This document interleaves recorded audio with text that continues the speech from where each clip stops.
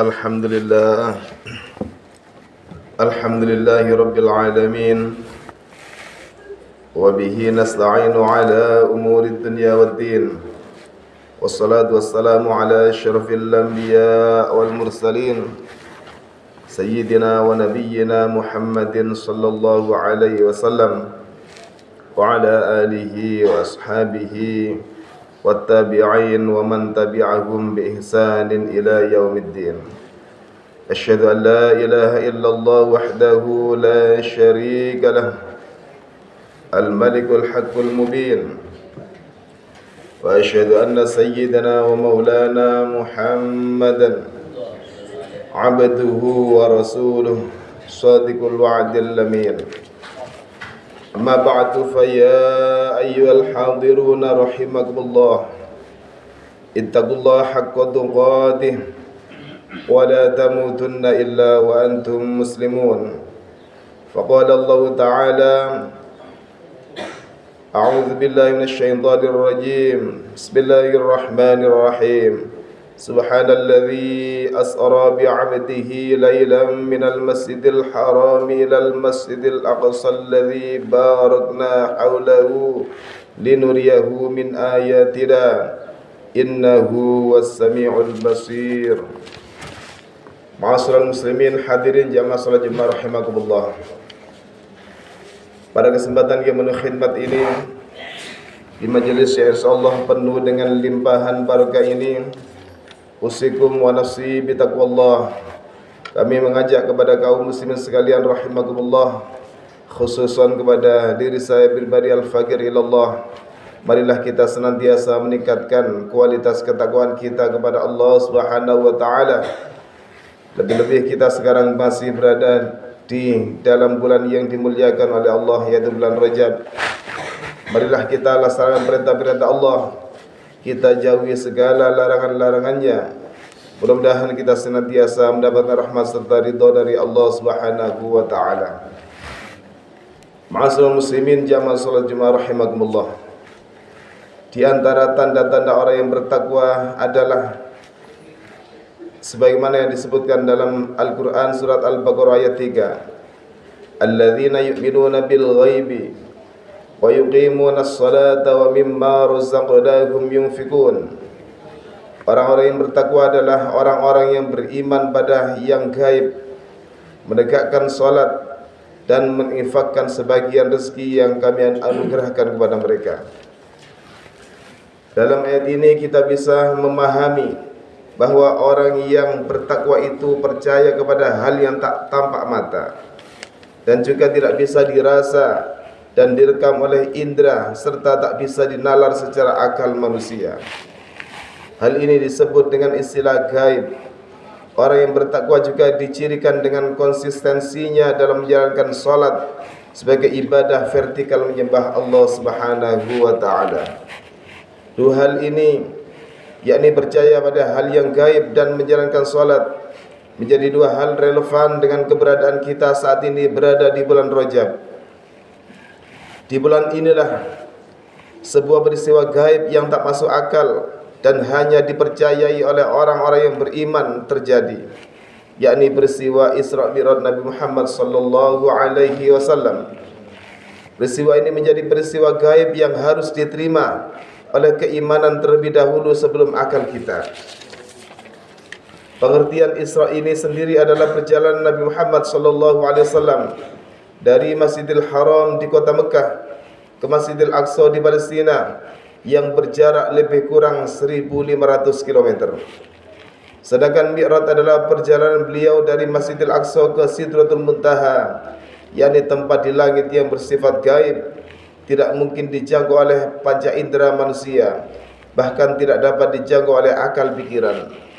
Dua perjalanan ini ditempuh Nabi Muhammad hanya dalam waktu 1 malam. Peristiwa agung ini telah diterangkan dalam Al-Quran surat Al-Isra ayat 1.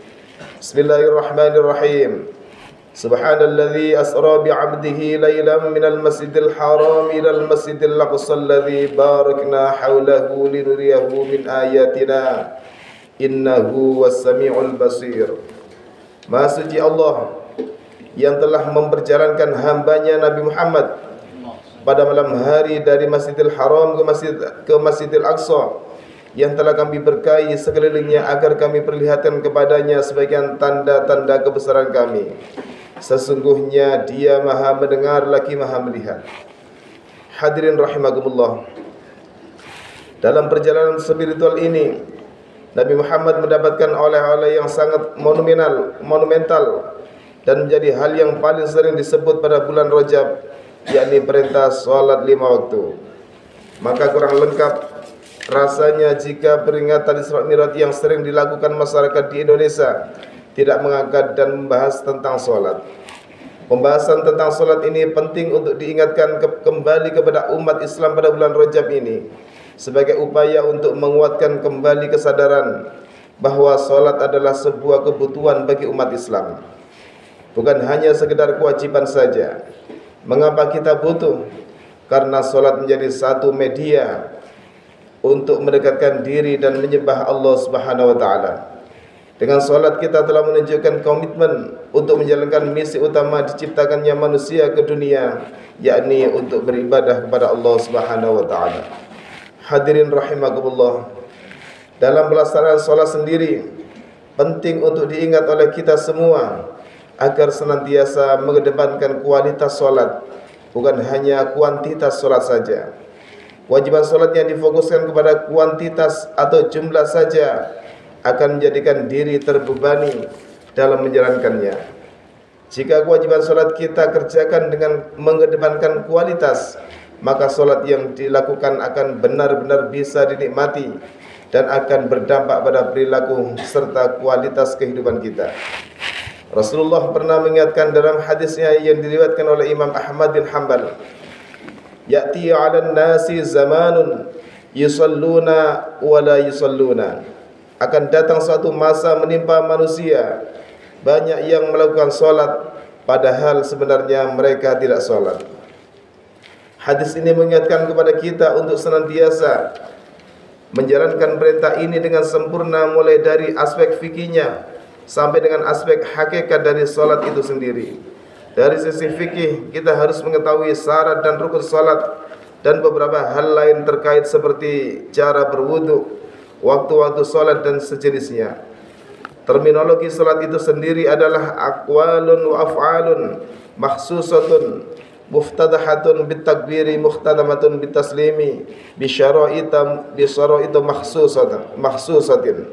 Ibadah yang terdiri dari beberapa ucapan dan perbuatan yang diawali dengan takbir dan diakhiri dengan salam, dengan syarat dan rukun tertentu.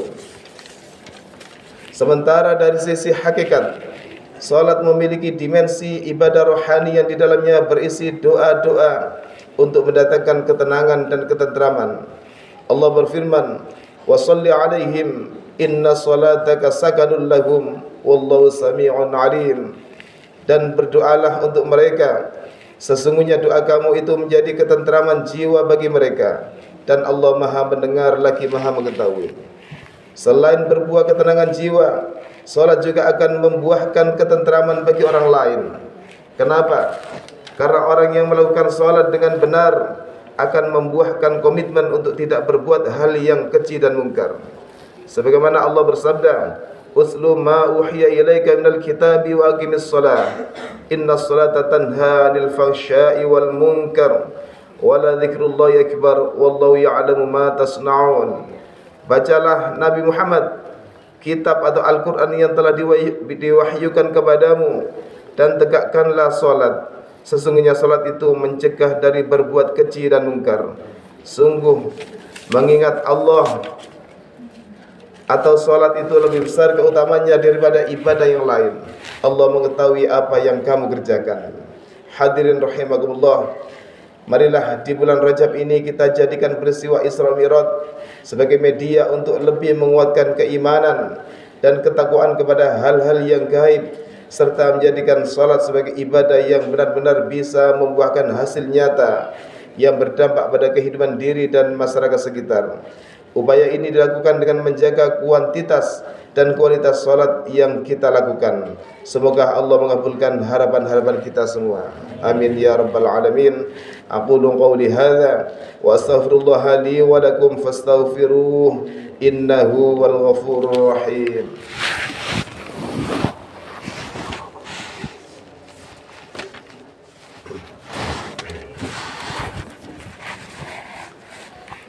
Alhamdulillahi wa kafa wa usalli wa sallimu ala sayyidina Muhammadin al-Mustafa wa ala alihi wa ashabihi ahli as-sidqi wal wafa. Asyhadu an la ilaha illallah wahdahu la syarika lah wa asyhadu anna sayyidina Muhammadan abduhu wa rasuluh wa ala alihi wa sahbihi syurafa. Amma ba'du fa ya ayyuhal muslimuna rahimakumullah. Usikum wa nafsi bitaqwallah faqad fazal muttaqun. Wa'alamu anna Allah amarakum bi amrin azim. Amarakum bis salati wassalami ala nabiyyil karim faqala inna Allaha wa malaikatahu yusalluna ala nabi ya ayyuhalladzina amanu sallu alaihi wa sallimu taslima. Allahumma salli ala sayyidina Muhammad وعلى آل سيدنا محمد كما صليت على سيدنا إبراهيم وعلى آل سيدنا إبراهيم وبارك على سيدنا محمد وعلى آل سيدنا محمد كما باركت على سيدنا إبراهيم وعلى آل سيدنا إبراهيم في العالمين إنك حميد مجيد. اللهم اغفر للمسلمين والمسلمات والمؤمنين والمؤمنات الأحياء منهم والأموات. اللهم دفع عنا البلاء والغلاء والوباء والفحشاء والمنكر والبغي والسيوف المختلفة والشدائد والمحن ما ظهر منها وما بطن من بلدنا هذا خاصة ومن بلدان المسلمين عامة إنك على كل شيء قدير. اللهم بارك لنا في رجب وشعبان وبلغنا رمضان. ربنا آتنا في الدنيا حسنة وفي الآخرة حسنة وقنا عذاب النار. عباد الله إن الله يأمر بالعدل والإحسان وإيتاء ذي القربى وينهى عن الفحشاء والمنكر والبغي يعظكم لعلكم تذكرون فاذكروا الله العظيم يذكركم ولذكر الله أكبر. أقيموا الصلاة. الله أكبر الله أكبر. أشهد أن لا